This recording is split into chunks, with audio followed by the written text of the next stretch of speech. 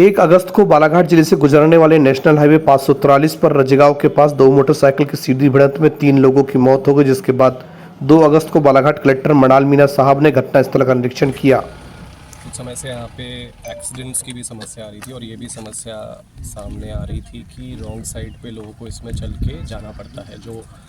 लांजी तरफ से आते हैं और जो रजेगांव तरफ से अंदर से ट्रैफिक मूव करता है। तो उसमें जो सिचुएशन है वो इस प्रकार है कि अंडरपास की व्यवस्था एनएच के द्वारा दी गई है। आज गांव के सरपंच भी उपस्थित हैं, सभी के साथ में अंडरपास की भी व्यवस्था देखी गई और उसमें ये है कि अंडरपास की व्यवस्था इतनी दूर से या लंबी नहीं है कि उसका उपयोग करने में कोई कठिनाई हो। तो सबसे पहली चीज़ तो ये है कि अंडरपास को बहाल करने के लिए पुलिस और स्थानीय प्रशासन को यहाँ पे बोला गया है, एनएच को भी निर्देशित किया गया है कि अंडरपास की व्यवस्था बहाल करें। साथ में एक स्थानीय मांग यहाँ पे मीडियन कट की है, उसके संबंध में मेरी एनएच से बात हुई थी तो उनकी टीम उस पर काम करने के लिए राज़ी हो गई है, लेकिन उसमें उनको ये देखना पड़ेगा कि मीडियन कट जहाँ पे भी दिया जाए वो अलग तरीके से फिर एक एक्सीडेंट का पॉइंट नहीं बन जाए। तो उस पर वो लोग काम कर रहे हैं, लेकिन जब तक वो व्यवस्था बहाल नहीं होती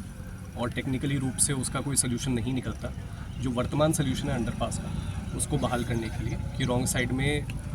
ऑपोजिट डायरेक्शन में ट्रैफिक मूव नहीं करे, क्योंकि अगर करेगा तो स्वाभाविक सी बात है कि एक्सीडेंट्स की यहाँ पे संभावना बढ़ती है। तो उसको बहाल करने के लिए बोला गया है। बीच में एक कनेक्टिंग रोड है जिसके संबंध में सुधार के लिए भी एनएच की टीम को बोला है कि उसका वो सुधार करेंगे, ताकि जो अंडरपास का उपयोग है, 2 तरफ से उसमें रास्ते आते हैं, एक चौकी की तरफ से और एक जिस रास्ते को अभी हम लोगों ने देखा है, तो दोनों ही रास्ते सुगमतापूर्वक उपलब्ध हैं।